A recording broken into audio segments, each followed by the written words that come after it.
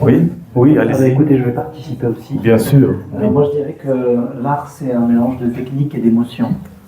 Je trouve que le soin, particulièrement avec ce que disait l'impact des patients, des familles, la douleur, c'est les émotions de la vie et la technique du soin. C'est ce qui nous permet de regrouper tout ça pour avancer vers quelque chose de productif tel que le diagnostic. Absolument.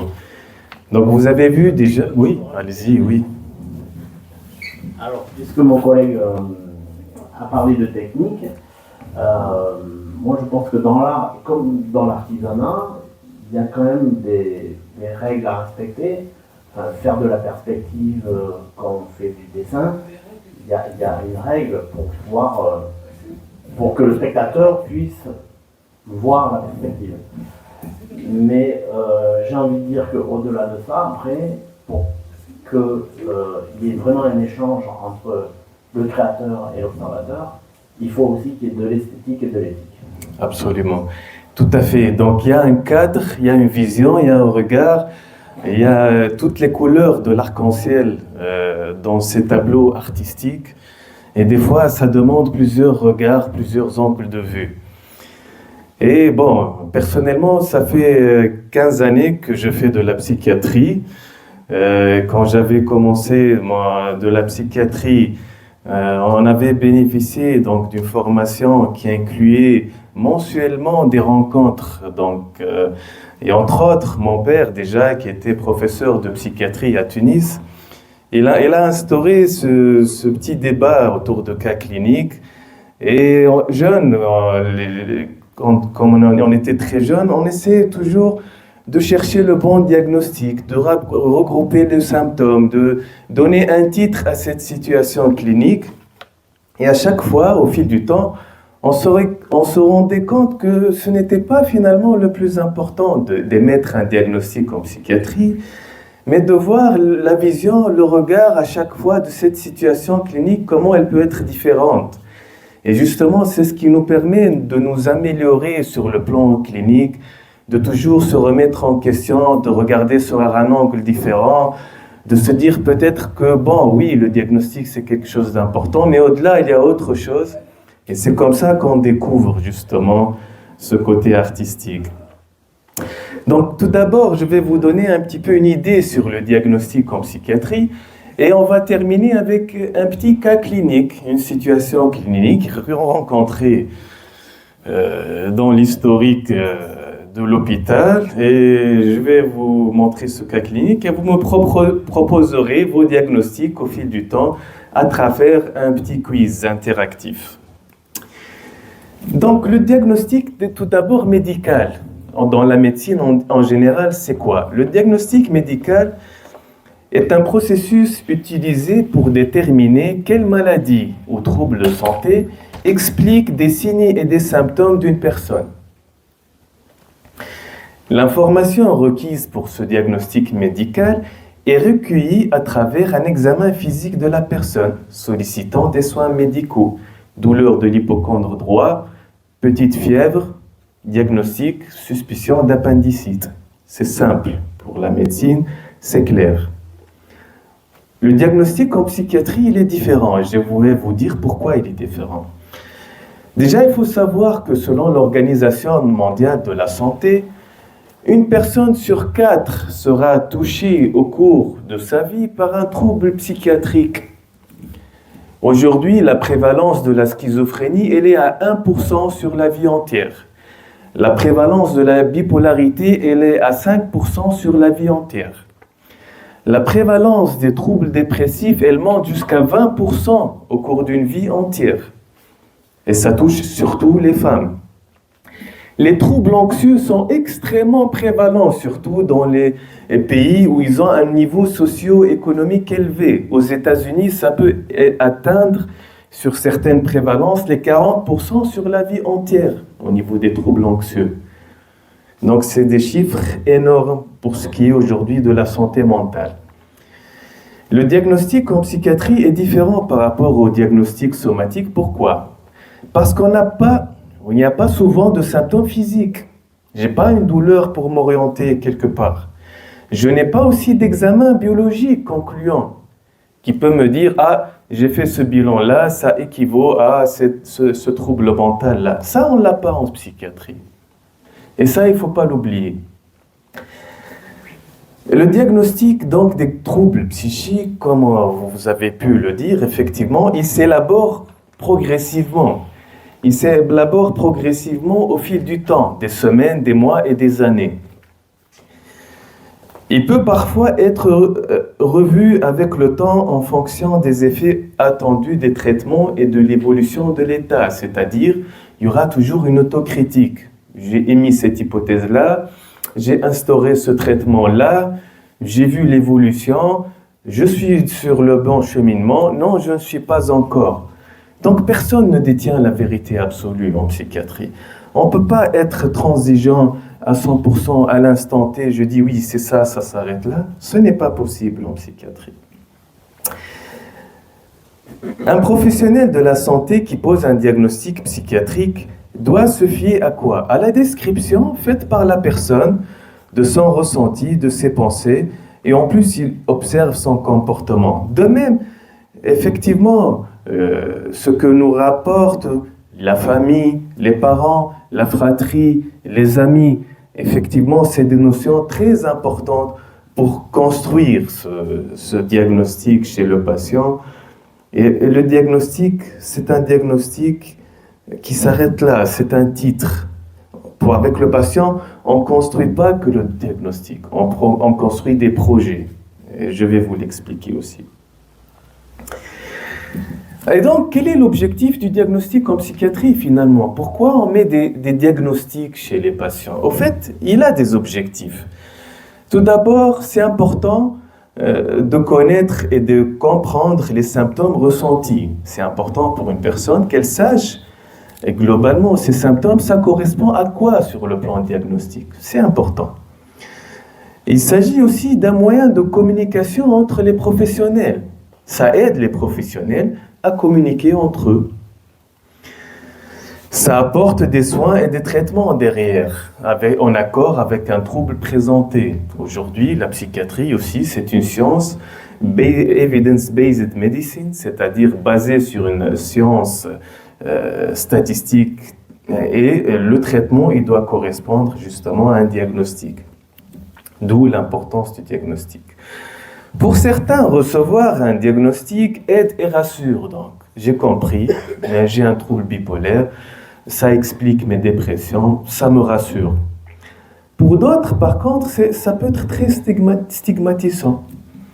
On me dit que j'ai une schizophrénie, je suis délirant, personne ne me comprend. Et bien sûr, au niveau de la société, le fou du village, je suis le psychotique, je ne sais pas quoi. Ça peut être très stigmatisant quand même, un diagnostic.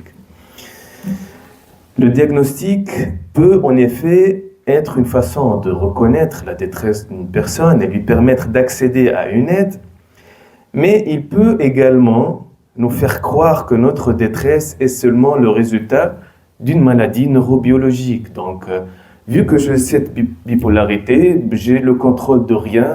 Si je déprime, c'est la maladie, ça s'arrête là, je subis. Et ça, c'est pas bon aussi. Donc, c'est très fin et très délicat un diagnostic en psychiatrie. Dans le domaine de la santé mentale, tant le diagnostic médical que le traitement médical sont parfois controversés et peuvent avoir des conséquences négatives. C'est-à-dire, on a été sur un diagnostic donné, on a mis un traitement donné, malheureusement on a eu des tremblements, un syndrome extrapyramidal, on n'y est pas, et là on doit se remettre en question, pourquoi il y a cette intolérance au traitement, et vice-versa. Ça bouge au fil du temps, ce n'est pas figé. Un diagnostic psychiatrie, effectivement, il mènera souvent à la prescription de médicaments. Pour le diagnostic, là, pour les classifications, aujourd'hui, pour pouvoir discuter entre professionnels et soignants, on a classifié les diagnostics en psychiatrie. Et je vais vous dire comment ces classifications ont été faites. Il existe aujourd'hui 2 sources principales comme modèle actuel de diagnostic. En Europe, on a la classification internationale des maladies, CIM, produite par l'Organisation mondiale de la santé, dont la version la plus récente est la 11e version sortie en 2018. Dans les pays anglo-saxons, aux États-Unis, la référence, c'est le Manuel diagnostique et statistique des troubles mentaux, le DSM, produit par l'Association américaine de psychiatrie, dont la version la plus récente était sortie en 2013, et c'est la 5e version. Les conséquences de ces classifications. Le DSM et la CIM sont également utilisés largement par les systèmes de sécurité sociale et d'assurance maladie, afin d'ouvrir des droits au traitement et aux allocations. Sans diagnostic, on n'aura pas justement ces procédures administratives. Donc ça rentre aussi dans l'administratif. Ce qui signifie que s'il n'y a pas de diagnostic, il n'y aura pas de traitement, puisqu'il faut une AMM pour un traitement, et il n'y aura pas d'allocation sans diagnostic. Donc, le diagnostic, quand même, est important administrativement aussi. Comment ils ont été élaborés, ces manuels? Ils se sont basés sur l'opinion collective de comités d'experts qui décident comment décrire les différents troubles mentaux. Ils établissent des listes de symptômes, pensées, sentiments, comportements, auxquels correspondent statistiquement un trouble mental. Si j'ai tel symptôme, eh ben, ça correspond statistiquement à ce trouble mental-là. Les manuels diagnostiques sont en révision continue, car ils sont destinés à améliorer la pratique. Cette révision rappelle que les diagnostics reflètent une vision du monde d'aujourd'hui. Donc hier, les diagnostics étaient très différents d'aujourd'hui. Au niveau de toutes les versions des DSM, il y a eu énormément de changements au niveau des diagnostics. Donc ça correspond aux sociétés actuelles, finalement, ces diagnostics psychiatriques. Les experts changent d'avis tant en ce qui concerne les formes de détresse à inclure qu'au niveau de la description des différences entre les maladies. Nombreux diagnostics reflètent des changements de valeur sociétale et pas seulement un progrès scientifique. On peut toujours faire effectivement des critiques à ces manuels, au CIM et DSM. Le débat permanent quant aux critères de diagnostic à inclure démontre la difficulté de distinguer ce qui est une réaction humaine à des conditions ou une expérience stressante de vie de ce qui est anormal ou un signe d'un trouble mental. Les symptômes se chevauchent aussi. On a ce qu'on appelle de l'overlapping, c'est-à-dire on va retrouver des symptômes dans plusieurs catégories de diagnostic. Pour cette raison, la distinction entre les troubles est parfois difficile. Ça peut mener à des confusions. Ça peut mener à ce qu'une personne reçoive aussi plusieurs diagnostics. Une trop grande focalisation sur les symptômes aussi peut nous faire oublier d'autres facteurs importants qui expliquent la détresse psychologique, tels que des problèmes sociaux, culturels, familiaux, professionnels. Donc, focaliser trop sur un diagnostic, ça peut nous décentrer aussi sur des choses importantes. Comment aborder la question de la santé mentale d'une personne? Se poser la question, quel est le trouble mental que présente cette personne? Oui, c'est important. J'ai ce patient-là, je vais essayer de trouver quel est son trouble mental. Je cherche ces symptômes, ça correspond à quoi au niveau de ma classification. Mais pour moi, c'est important de ne pas oublier de se poser la question aussi, qu'est-il arrivé à cette personne pour qu'elle soit dépassée dans sa capacité à gérer ce stress-là, ou cet événement de vie-là, ou cette période-là de sa vie? Cette question, elle recentre aussi sur la personne au-delà du diagnostic. Cette approche offre une aide plus personnalisée, rend les personnes concernées plus impliquées et acteurs du soin. Les solutions trouvées sont plus individualisées et en accord avec les préférences et la volonté justement de la personne. L'empathie, se mettre à la place de l'autre. Il a besoin d'un diagnostic à se tenter ou il a besoin de voir plus clair dans sa vie aujourd'hui. La solution, elle peut comprendre un traitement médicamenteux effectivement, mais l'objectif restera toujours de trouver ce qui marche le mieux pour la personne, lui permettant de se rétablir et de se reconstruire.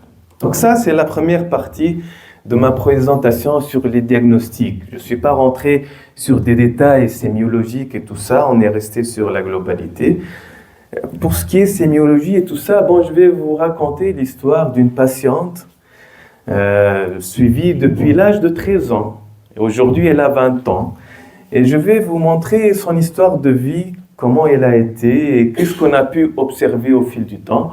Et à chaque fois, je vais vous demander qu'est-ce que vous en pensez de cette situation-là.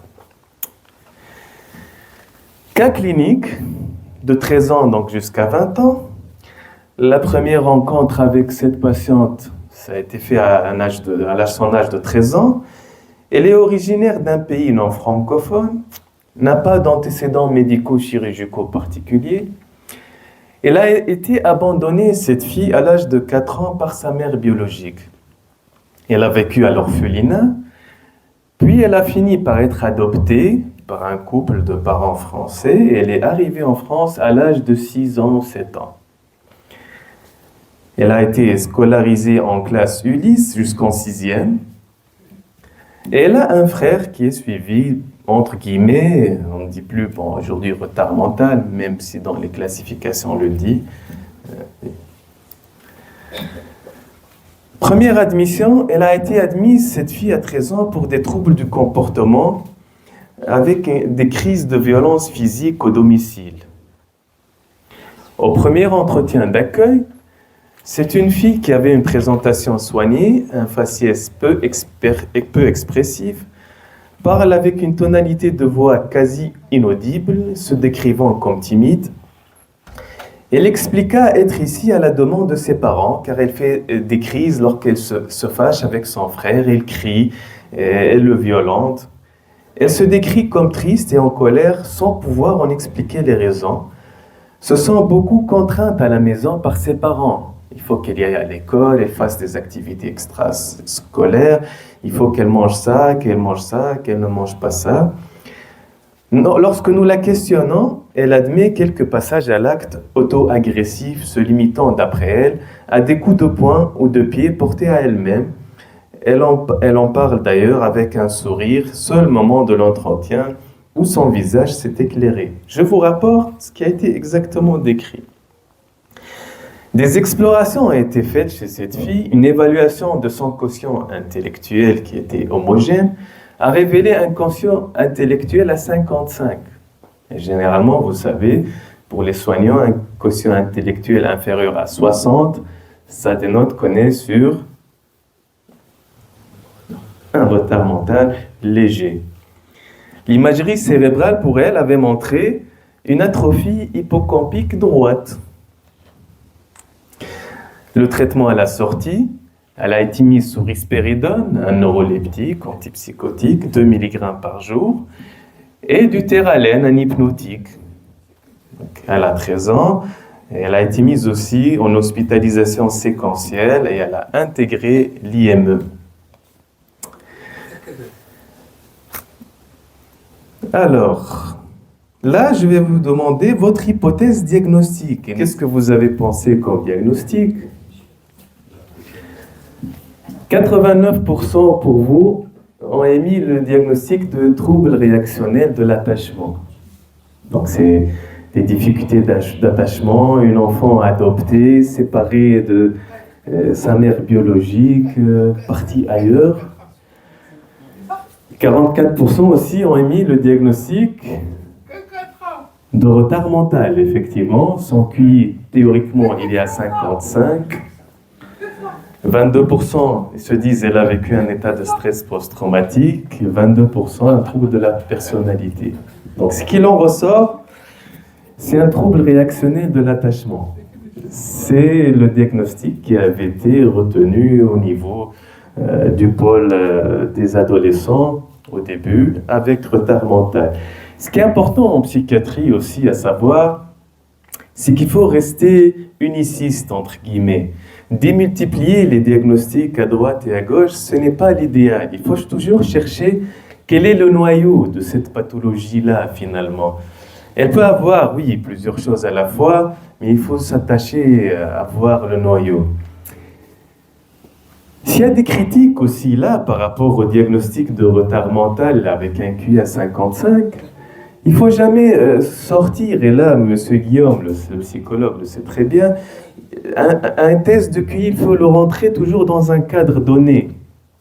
C'est pour ça qu'il n'y a pas de vérité absolue en psychiatrie. Il ne faut pas oublier que cet enfant-là, il a vécu jusqu'à l'âge de 7 ans dans un pays non francophone. Cet enfant-là, à l'âge de 7 ans, il a commencé à parler en français. Donc, ces données-là, il ne faut pas l'oublier dans nos tests de QI, par exemple. C'est pour ça que le recul et l'autocritique, c'est des paramètres extrêmement importants. Si on considère que cet enfant-là, finalement, il présente des troubles du comportement à cause d'un retard mental, et que ses parents ont reçu le diagnostic de retard mental, vous imaginez les conséquences si on est dans l'erreur. C'est pour ça qu'il faut être très souple sur les diagnostics. Donc, on va continuer la présentation. 15 ans, bon, elle a bénéficié d'hospitalisation séquentielle. À 15 ans, elle a été admise pour une tentative de suicide par défenestration à l'IME. À l'entretien, elle avait présenté des hallucinations acoustico-verbales inaugurales depuis la veille. N'en avait jamais eu auparavant. Elle entendrait des voix qui lui disaient de se tuer, tue-toi. La veille, elle se sentait triste car elle ne voyait plus ses parents adoptifs. Explique que les voix se sont arrêtées depuis qu'elle a vu sa mère adoptive aux urgences et que cette dernière l'avait rassurée. Aussi dira se sentir triste de ne pas voir ni pouvoir contacter son petit copain. Au cours de l'hospitalisation, ce qu'elle nous dira aussi, je me trouve trop grosse, elle se prive de manger afin de perdre du poids, explique qu'elle a commencé un régime depuis plusieurs jours. À l'école, les jeunes se sont aperçus de son amaigrissement. Elle ajoute qu'elle se fait vomir. Traitement à la sortie, elle est sortie dans un foyer de vie. Et là, on a changé la risperidone par la ripiprazole qui ne donne pas de prise de poids. On a adjoint la loxapine, un neuroleptique sédatif, toujours du théralène hypnotique, et on a rajouté aussi un anxiolytique, l'alprazolam. À votre avis, quel est le diagnostic? Alors, on va voir le résultat. Troubles des conduites alimentaires. 75% d'entre vous ont émis le diagnostic en premier lieu de troubles des conduites alimentaires. 50% ont maintenu donc le trouble réactionnel de l'attachement. Et là, on a aussi l'apparition du diagnostic de troubles dépressifs caractérisés. Le retard mental, on est moins convaincu du retard mental. Et toujours, il y a une personne qui pense que c'est un trouble de la personnalité. Aucun ne pense que ça peut être une bipolarité, une schizophrénie ou un trouble de stress post-traumatique. À l'état actuel des choses, c'est bien. Donc on continue ce petit cas clinique. Donc vous voyez déjà, on a changé d'idée sur cette jeune patiente au fil du temps. À 16 ans, une autre admission. Cette fois, elle a été admise pour tentative de suicide par strangulation, survenue suite à une crise classique envers ses parents, après le refus de ces derniers de lui permettre de voir son petit ami. À l'entretien, elle était calme, pas d'idéation suicidaire active, une timide triste, dans la minimisation des conflits avec ses parents, et on demande de sortie rapide. Au cours de l'hospitalisation, elle évoquera avoir subi 2 agressions sexuelles, une dans son enfance, dont elle n'en garde pas de souvenir, et une autre récente, avec un adolescent qu'elle ne connaissait pas, au foyer. Satimi était souvent triste au cours de l'hospitalisation, mais il y avait une labilité, et parfois on avait des idéations suicidaires vagues. Le traitement, il a changé.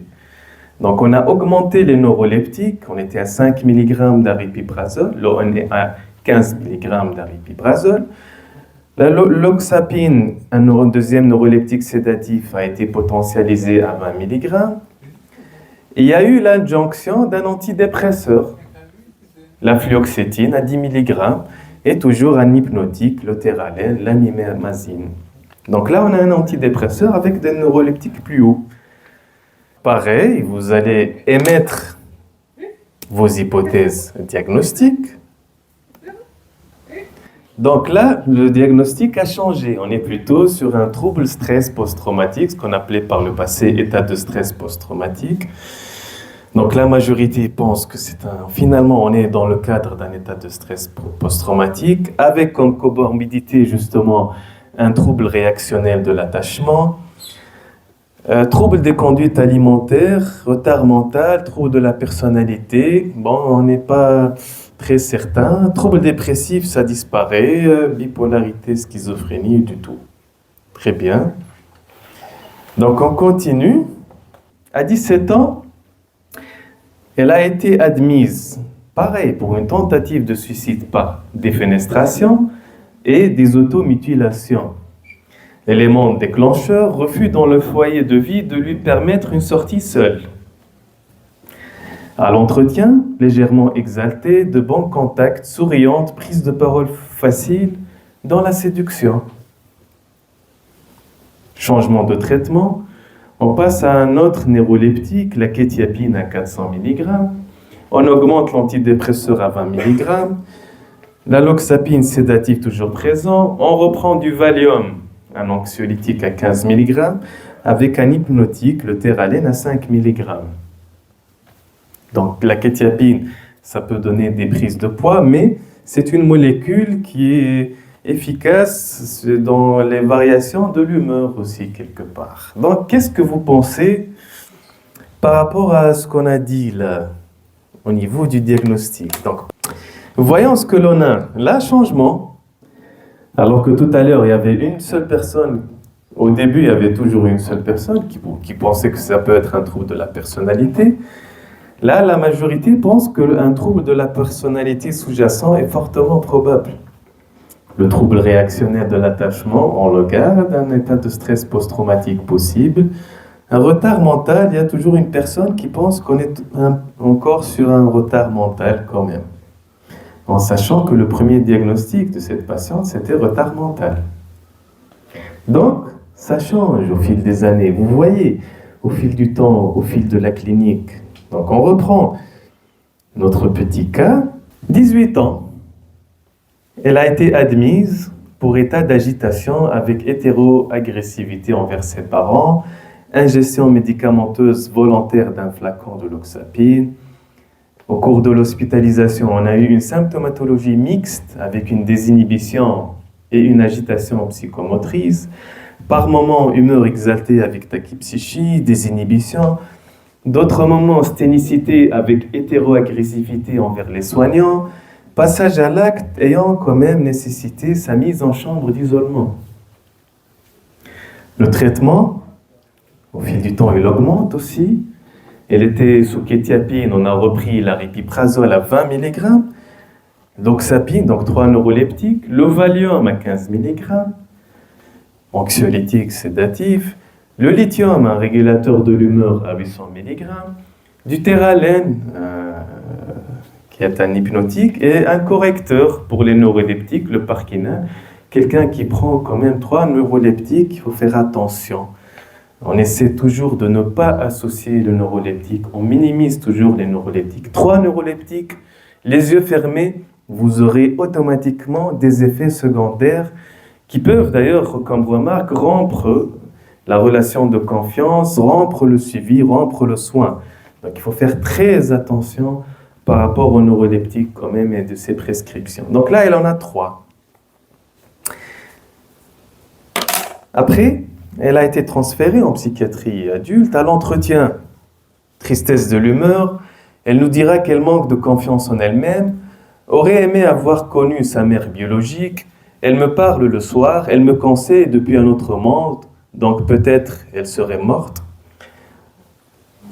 L'hospitalisation a été émaillée de plusieurs épisodes d'agitation et d'hétéroagressivité, souvent suite à des frustrations ou des situations réactionnelles conflictuelles,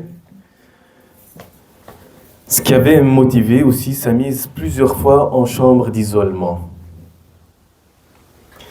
C'est une hospitalisation connue depuis l'âge de 17 ans. Elle n'est pas sortie de l'hôpital. Aujourd'hui, elle a 20 ans.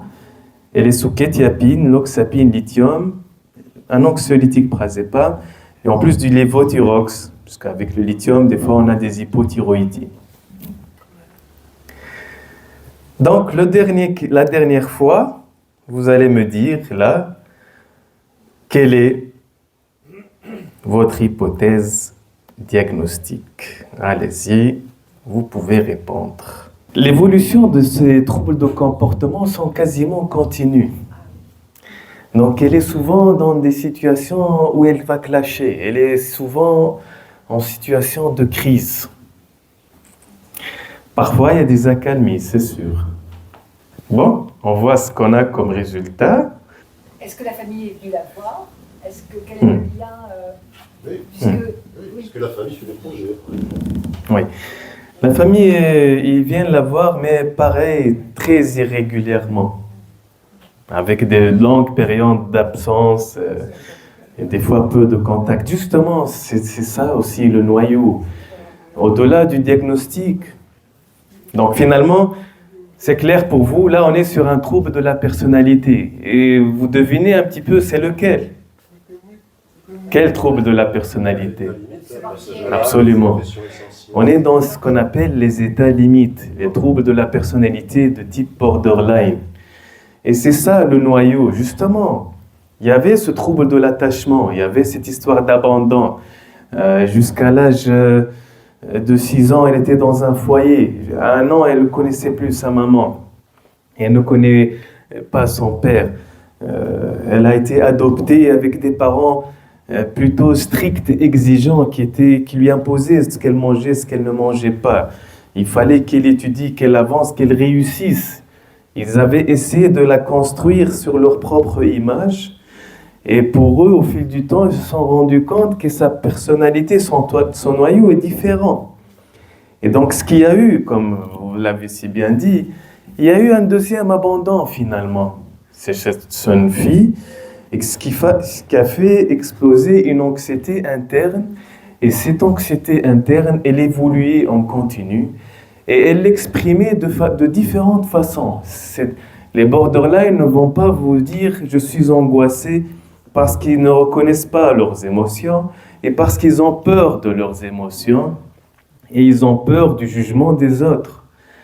Et ils ont une mauvaise image d'eux-mêmes. Donc on avait des signes quand même qui pouvaient nous dire qu'on était sur un certain diagnostic, mais ce n'était pas finalement le plus important. Vous voyez combien il a fallu de temps pour avoir un vrai diagnostic sur la situation de cette jeune-là. Dans les troubles de la personnalité borderline, des fois on a des passages en dépression, des fois on a des moments pseudo-psychotiques, et souvent on a des états d'agitation, des automutilations quasi pathognomoniques justement, qui expriment une angoisse interne sur lesquelles ils ne peuvent pas lutter. Ils ont énormément de difficultés interpersonnelles et relationnelles. Et leur façon de communiquer, c'est de clasher, de confronter, mais au final, ils sont toujours à la recherche d'une figure d'attachement, inconsciemment quelque part. Aujourd'hui, à mon sens, la figure d'attachement de cette patiente, c'est l'hôpital. Heureusement, malheureusement, je ne sais pas trop, 20 ans à l'hôpital, 3 ans.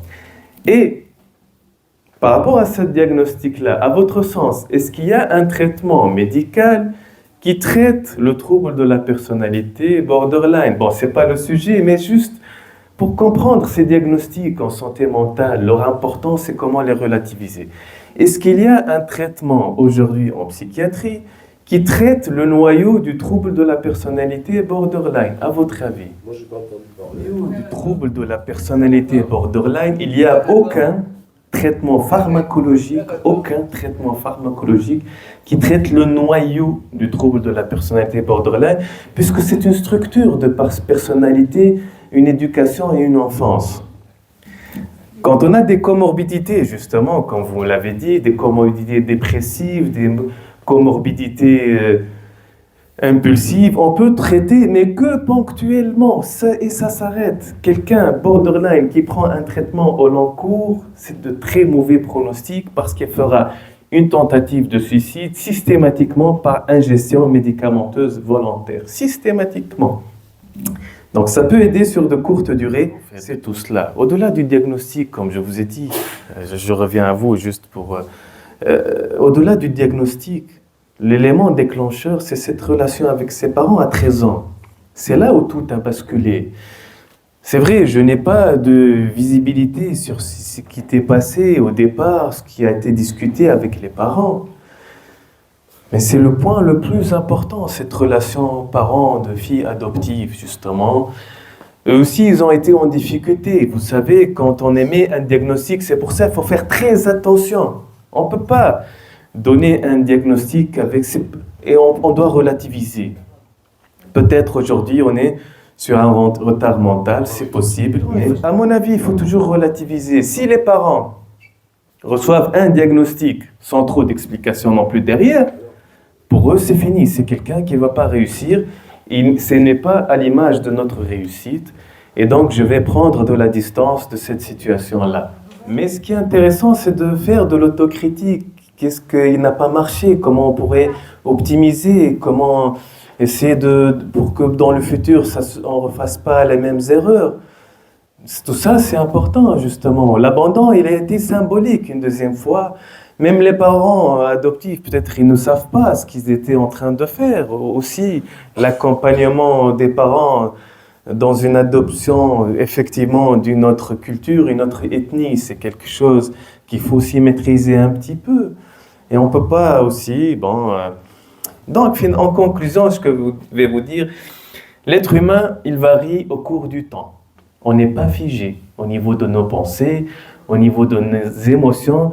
Si on prend une image de nous-mêmes 10 années en arrière et 10 années en avant, on ne va pas se reconnaître, on va s'étonner même de nous-mêmes. On change au cours d'une vie. Un diagnostic pourra l'être aussi. Avoir un recul vis-à-vis du diagnostic, c'est très important. De ne pas être trop centré dessus aussi, c'est très important. Le considérer comme un tableau artistique, finalement, qui éclaire notre pensée, mais aussi qui varie selon l'angle avec lequel nous le regardons. Voilà, et je vous remercie.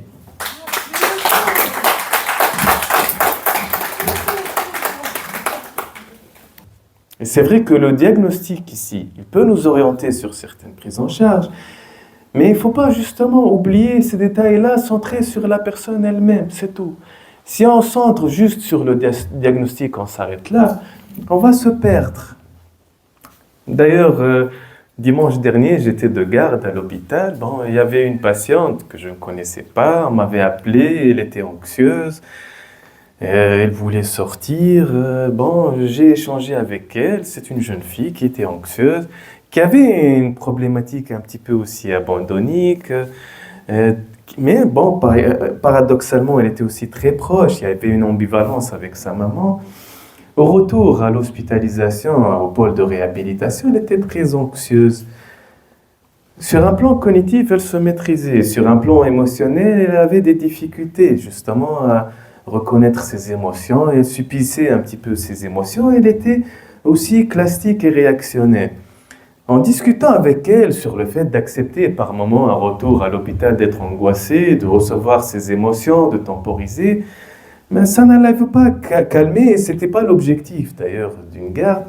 Mais ce qu'elle m'avait émis comme argumentaire pour ne pas temporiser, pour prendre un traitement anxiolytique, elle m'avait dit « Écoutez, docteur, je suis autiste et ça ne sert à rien pour moi de temporiser et de faire un exercice avec mon anxiété. Si j'ai besoin d'un alprazolam, il faut que vous me donniez un alprazolam. » Et c'est ce que ma mère m'a dit. Tu es autiste, si tu te sens mal, tu prends tout de suite un traitement, ça s'arrête là. Moi, je ne suis pas le médecin traitant. Mais quand il y a un patient et la mère de la patiente qui sont figés juste sur un diagnostic qui est un argument pour eux, pour ne pas faire un exercice, entre guillemets, au cours d'une hospitalisation, il n'y a plus de flexibilité, il n'y a plus de partenariat. Et la confiance, elle devient très délicate. C'est très difficile à gérer. C'est pour ça, pour moi, il faut toujours prendre avec des pincettes des diagnostics. C'est important, mais ça ne définit pas la personne. Si quelqu'un il a une schizophrénie, il n'est pas schizophrène, il a une schizophrénie. Si quelqu'un il a un trouble bipolaire, il n'est pas bipolaire, il a un trouble bipolaire. Ça ne définit pas la personne derrière. Si quelqu'un a un épisode dépressif, il n'est pas dépressif lui-même. Et ça, il faut faire attention. On ne peut pas réduire un être humain à un diagnostic. Donc, en conclusion, ce que je vais vous dire, l'être humain, il varie au cours du temps. On n'est pas figé au niveau de nos pensées, au niveau de nos émotions. Si on prend une image de nous-mêmes 10 années en arrière et 10 années en avant, on ne va pas se reconnaître, on va s'étonner même de nous-mêmes. On change au cours d'une vie. Un diagnostic pourra l'être aussi. Avoir un recul vis-à-vis du diagnostic, c'est très important. De ne pas être trop centré dessus aussi, c'est très important. Le considérer comme un tableau artistique, finalement, qui éclaire notre pensée, mais aussi qui varie selon l'angle avec lequel nous le regardons. Voilà, et je vous remercie.